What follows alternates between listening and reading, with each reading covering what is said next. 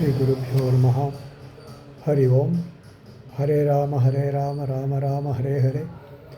Hare Krishna, Krishna Krishna, Hare Hare. Page number 173, 174.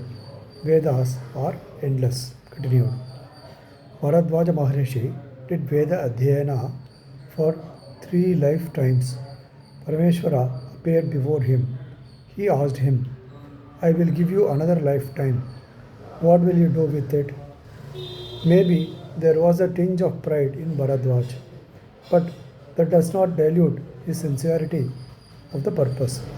When he replied, I will use that lifetime also for Veda Adhyanam only. Parameshwara created 3 huge mountains.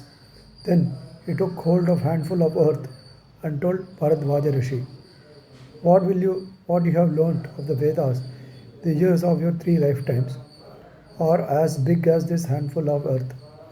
What is not yet known to you is as vast as these 3 mountains.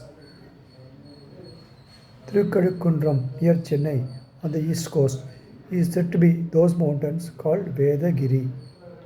When I went there and did Giri Pradakshinam, those accompanying me chanted Deva Deva Deva Mahadeva.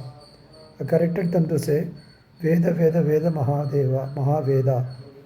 The story of Bharadwaja Rishi is there in the Veda itself in Katakam.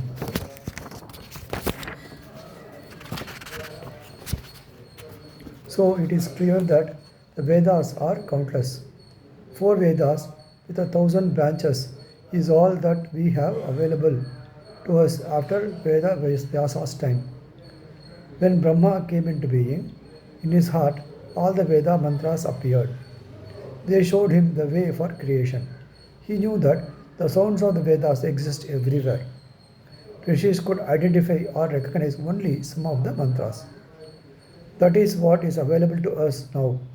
We mention the Rishi, Chandas and Devata for some of the mantras.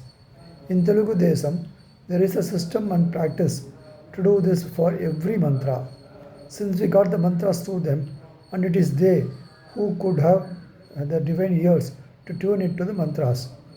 It is but natural that we should be beholden to them. Patanjali Yoga Shastra says that when the Mahat Akasha of the cosmic existence and the Mahat Akasha of individual existence mesh and become one, you can see all that is the macro in the micro. Then you can tune into every one of the mantras. When the individual rises or expands himself or herself to such a universal levels, this becomes possible. By revealing the existing, they have immensely benefited the humanity. Say your mother is breathing her last. At that moment, the neighbor arrives from North India with a bottle of Ganga Jal and says, give some of it to your mother. Think of how full of gratitude you would be. Similarly, exactly, we are thankful to the great Maharishis who were responsible for hearing the mantras, which are inaudible for the common man's ears, and giving it to the humanity as a whole.